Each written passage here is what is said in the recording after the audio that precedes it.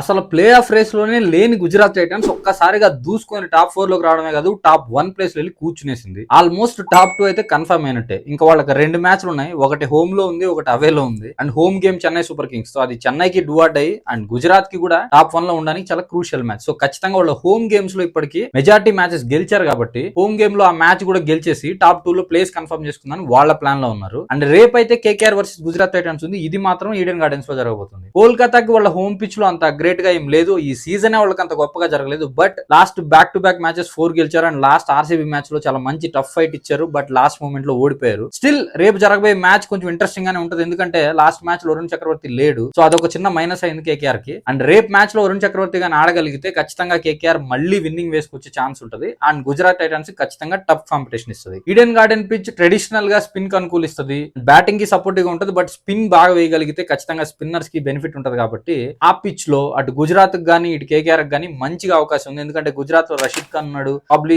సాయి కిషోర్ వచ్చే ఛాన్స్ ఉంటుంది. అండ్ ఇటు side Varun Chakravarthy and Narine, so mystery spinners ఇద్దరు ఉన్నారు. ఈ మ్యాచ్ లో ఇటువంటి ఇంట్రెస్టింగ్ థింగ్స్ చాలా ఉన్నాయి, ఇవన్నీ మాట్లాడుకుందాం. Let's get into the video.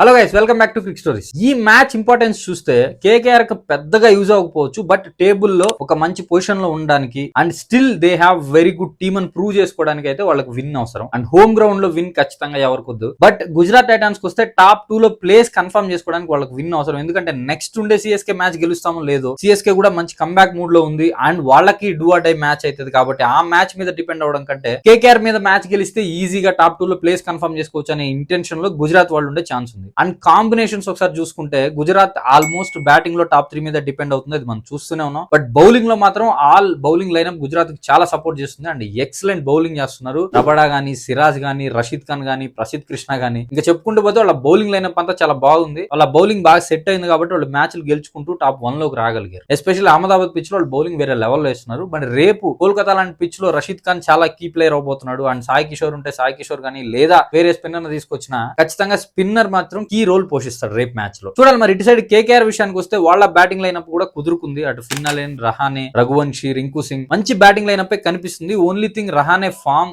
ఈ సీజన్ మొత్తం ప్రాబ్లమే. కెప్టెన్ కాబట్టి ఖచ్చితంగా అలా వెళ్తున్నాడు. బట్ స్టిల్ రహానే ఫామ్ లో ఉండుంటే కేకేఆర్ కి ఇంకా మంచి ఓపెనింగ్ స్టాండ్ వచ్చిండేది అండ్ వాళ్ళ టీం కొంచెం బెటర్ గా పర్ఫామ్ చేస్తుండేది. ఇంకా బౌలింగ్ చూస్తే starting half of the season bowling లో కూడా చాలా ఫెయిల్యూర్స్ కనిపించారు. ఎస్పెషల్లీ వరుణ్ నుంచి కానీ, నారాయణ్ నుంచి కానీ మంచి పర్ఫార్మెన్సెస్ లేవు. But later half of the season చాలా బాగా పికప్ అయ్యారు. వాళ్ళ స్ట్రెంగ్స్ ఏంది, ఏం అవసరం అనేది రియలైజ్ అయినట్టున్నారు. చాలా బాగా బౌలింగ్ చేస్తున్నారు. లాస్ట్ 2-3 మ్యాచెస్ లో అయితే నారాయణ్ గానీ, వరుణ్ గానీ అద్భుతంగా బౌలింగ్ చేసి విన్స్ ఇచ్చారు కేకేఆర్ కి. లాస్ట్ మ్యాచ్ లో వరుణ్ లేకపోవడం ఒక చిన్న మైనస్ అయింది ఆర్సీబీతో. బట్ స్టిల్ 19th ఓవర్ వరకు తీసుకొచ్చారు. సో ఖచ్చితంగా టఫ్ ఫైట్ ఇచ్చారు ఆర్సీబీ లాంటి బ్యాటింగ్ లైనప్ మీద. సో రేపు వరుణ్ చక్రవర్తి వచ్చే ఛాన్స్ ఉంది కాబట్టి ఖచ్చితంగా టఫ్ ఫైట్ ఇవ్వబోతుంది Gujarat Titans. Gujarat Titans bowling బాగుంది అండ్ బ్యాటింగ్ కొంచెం హాఫ్ గా ఉంటది. అదే విధంగా కోల్కతాకి వస్తే వాళ్ళ బ్యాటింగ్ చాలా బాగుంది, బౌలింగ్ లో ఒక 60-70% మాత్రమే 100% ఎఫర్ట్ ఉంది. సో రెండు కాంట్రాస్టింగ్ టీమ్స్ రేపు ఆడబోతున్నాయి. బట్ పిచ్ ఎవరికి సహకరిస్తుంది అనే దాని మీద ఉంటుంది. బౌలింగ్ కి పిచ్ గాని అనుకూలించిందంటే గుజరాత్ గ్యారంటీ గెలుస్తుంది. ఇన్ కేస్ బ్యాటింగ్ గాని కొంచెం అనుకూలించిందంటే కోల్కతాకి చాలా ఎడ్జ్ ఉంది ఈ మ్యాచ్ లో. అండ్ ఈ మ్యాచ్ కనుక గుజరాత్ ఓడిపోతే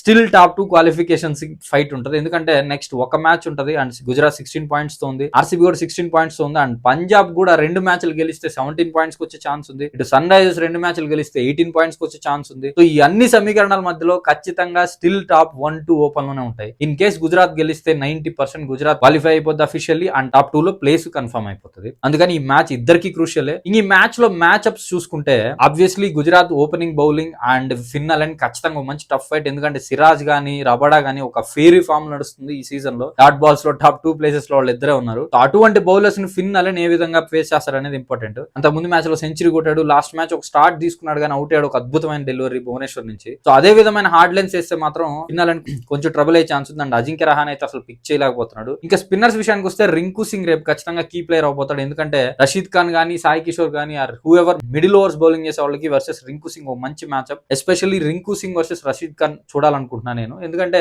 రింకు సింగ్ చాలా మంచి ఫామ్ లో కనిపిస్తున్నాడు రీసెంట్ మ్యాచెస్ లో. అండ్ రషీద్ ఖాన్ కూడా పికప్ అయ్యాడు 2-3 మ్యాచెస్ నుంచి. సో రషీద్ వర్సెస్ రింకు ఒక మంచి మ్యాచ్అప్ అవుతుంది. ఇంకా గుజరాత్ విషయానికి వస్తే శుభ్మన్ గిల్, సాయి సుదర్శన్ ఎంత మంచి కన్సిస్టెన్సీ చూపిస్తున్నారో మనం చూస్తున్నాం. అండ్ కోల్కతాకు ఉన్న మెయిన్ ప్రాబ్లం ఓపెనింగ్ బౌలింగ్. వాళ్ళకి వైభవ్ గానీ, అటు త్యాగి గానీ పర్ఫామ్ చేస్తున్నారు. చూస్తున్నారు కానీ క్రూషియల్ టైంలో వికెట్స్ ఇవ్వలేకపోతున్నారు. బట్ ఉన్న ఛాన్సెస్ నరైన్ వర్సెస్ గిల్ రేపు మంచి మ్యాచ్అప్ అయింది. ఎందుకంటే నరైన్ పవర్ ప్లే లో బౌలింగ్ చేస్తున్నాడు. గిల్ ఆర్ సుదర్శన్ లో ఒకరిని డిస్మిస్ చేయగలిగితే ఖచ్చితంగా మంచి ఛాన్స్ అయితే దొరుకుతుంది కోల్కతాకి. ప్రాబబ్లీ టాప్ 3 చెప్పుకోవచ్చు మనం, Sudharsan, Gill and Buttler versus Narine. ఎందుకంటే ఒక వికెట్ పడితే బట్లర్ వస్తాడు కాబట్టి ఖచ్చితంగా నరైన్ మంచి కాంపిటీషన్ అవుతుంది. But still Gujarat table topper అవడానికి, వాళ్ళు క్వాలిఫై అవడానికి అఫీషియల్ గా అండ్ టాప్ 2 లో ప్లేస్ కన్ఫర్మ్ చేసుకోవడానికి ఈ మ్యాచ్ చాలా కీలకం అవబోతుంది. అందుకే ఈ మ్యాచ్ ఇంట్రెస్టింగ్ గా ఉండబోతుంది ఖచ్చితంగా. చూద్దాం ఈ మ్యాచ్ లో ఎవరు గెలుస్తారని మీరు అనుకుంటున్నారు, కమెంట్స్ లో చెప్పండి. Thanks for watching my video. Please like, share and subscribe to Crick stories.